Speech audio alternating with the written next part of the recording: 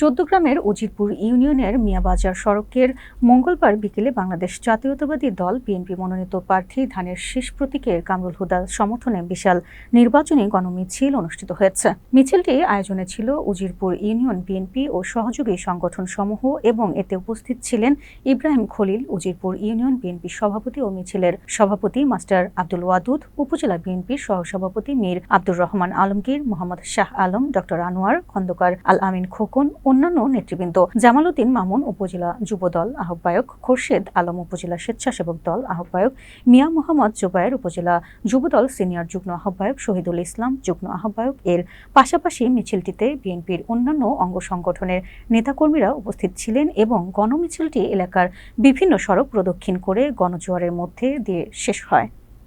নেতৃত্বে আজকে যে গণমিছিল হয়েছে সেই গণমিছিলে যারা অংশগ্রহণ করেছেন, আমি চট্টগ্রামের আগামী দিনের মডেল চট্টগ্রামের রূপকার, এই চট্টগ্রাম থেকে যিনি জাতীয় সংসদে নেতৃত্ব দিলেন, আপনার আমার সকলের প্রিয় নেতা জননেতা জনাব কামরুল হুদা ভাইয়ের পক্ষ থেকে আপনাদেরকে সংগ্রামী শুভেচ্ছা এবং বিপ্লবী অভিনন্দন।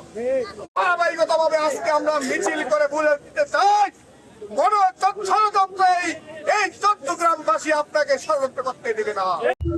বাংলাদেশের জাতীয়তাবাদী দলের মনোনীত প্রার্থী কুমিল্লা 11 চট্টগ্রাম আসনের ধানের শীষ প্রতীকের প্রার্থী দেশমাতা বেগম খালেদা জিয়ার প্রার্থী, বিএনপির ভারপ্রাপ্ত চেয়ারম্যান দেশনায়ক তারেক রহমানের প্রার্থী জনতা জনাব কামরুল হুদা কামরুল ভাইয়ের ধানের শীষ প্রতীকের সমর্থনে আজকে আপনারা দেখেছেন উজিরপুর ইউনিয়ন বিএনপি, যুবদল, ছাত্রদল, স্বেচ্ছাসেবক দল, কৃষক দল, শ্রমিক দল, তাঁতি দল, মৎস্যজীবী দল এবং প্রবাসী ফোরামের উদ্যোগে আজকে জিয়াবাজারে উজিরপুর ইউনিয়নের জনসমুদ্রে পরিণত হয়েছে।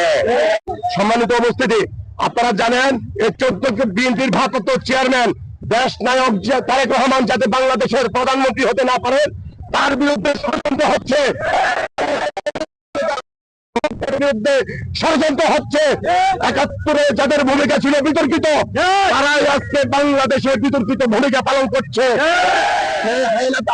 রাজাকার আল বদর আল শাম তারা আবার বাংলাদেশের স্বাধীন মানচিত্র খামছে ধরেছে। যত ষড়যন্ত্রই হোক না কেন, দেশ নায়ক তারেক রহমানের নেতৃত্বে যে আদর্শের প্রতিটি সৈনিক সকল ষড়যন্ত্র মোকাবেলা করবে। আপনারা ইতিমধ্যেই দেখেছেন চট্টগ্রামে ষড়যন্ত্রের বাইরে নেই। তারা যখন দেখেছে দীর্ঘ ১৭ বছর তারা যখন বিরোধী আন্দোলনে রাজপথে তাদের কোন আন্দোলন সংগ্রামে ভূমিকা ছিল না, এখন যখন ভোট ত্রয়োদশ সংসদ নির্বাচন আসন্ন তখন আবার তারা চট্টগ্রামের জনগণের দ্বারে দ্বারে এসেছে ভোট চাইতে। তাদেরকে করেছে চট্টগ্রামবাসী একজোট ধানের শীষে দিবে, একজোট কামরুল হুদাকে দিবে। ষড়যন্ত্র হোক না কেন, সকল ষড়যন্ত্র মোকাবেলা করে চট্টগ্রামবাসী আগামীতে ধানের শীষ প্রতীকের প্রার্থী জনতা জনাব কামরুল হুদা কামরুল ভাইকে সংসদে পাঠাবে ইনশাআল্লাহ।